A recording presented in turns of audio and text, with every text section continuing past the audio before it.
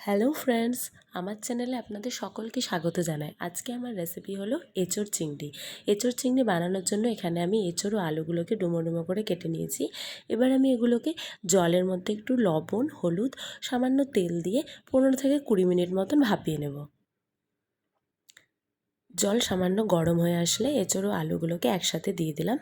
এবার নাড়াচাড়া করে 15-20 মিনিট মতন ভাপিয়ে নিলাম। ভাপানো হয়ে গেছে। কড়াইতে দিয়ে দিলাম তেজপাতা, শুকনো লঙ্কা, গোটা গরম মশলা, 5 ফোড়ন দিয়ে 2 সেকেন্ড মতো নাড়াচাড়া করে নিয়ে দিয়ে দিলাম জিরে ফোড়ন। জিরে দিয়েও সামান্য নাড়াচাড়া করে নিয়ে এবার আমি কড়াইতে দিয়ে দেব তেল। তাহলে ফ্লেভারটা খুব সুন্দর আসবে তরকারির। এবার তেল গরম হয়ে আসলে পেঁয়াজ কুচি, রসুন কুচি, টমেটো কুচি দিয়ে ভালোভাবে ভেজে নেব। কালারটা ব্রাউন ব্রাউন হয়ে আসলে আমি এর মধ্যে একে একে সমস্ত মশলাগুলো দিয়ে দেব।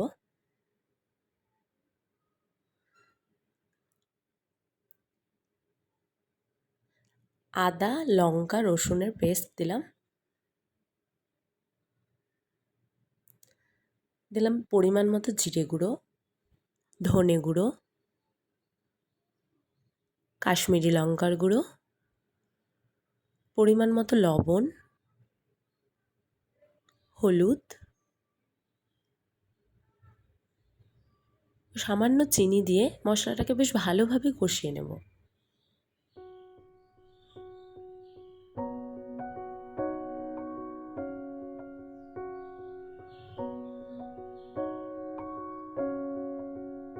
মশলাটাকে আমি 10 মিনিট মতন হাই টু লো ফ্লেমে ভালোভাবে কষিয়ে নেব। মশলা থেকে তেল ছড়িয়ে এসে এবার চিংড়ি মাছগুলো আগে থেকে ভেজে রেখেছিলাম সেগুলো দিয়ে মশলার মধ্যে আরেকবার ভালোভাবে নাড়াচাড়া করে নেব।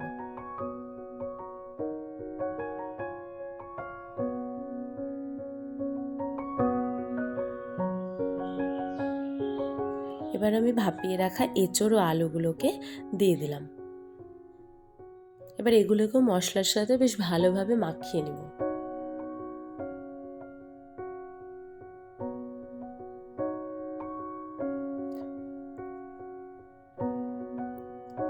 বেশ ভালোভাবে মশলার সাথে এঁচোড় ও আলুগুলো মাখানো হয়ে গেছে। এবার ঢাকা দিয়ে হাই টু লো ফ্লেমে 5 মিনিট মতন রাখবো। ঢাকা খুলে আবারও ভালোভাবে নাড়াচাড়া করে নিয়ে পরিমাণ মতন জল দিয়ে দেব।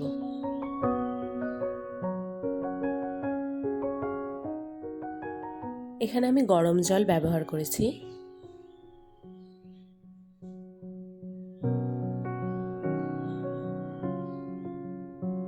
জল দিয়ে ভালোভাবে নাড়াচাড়া করে নিয়ে আবারও 10 মিনিট মতন ঢাকা দিয়ে রেখে দেব।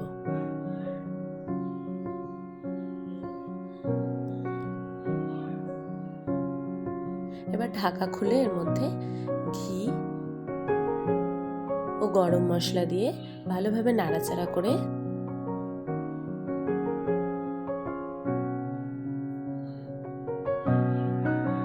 ভালোভাবে নাড়াচাড়া করে নিলে এঁচোড় চিংড়ি একদম তৈরি।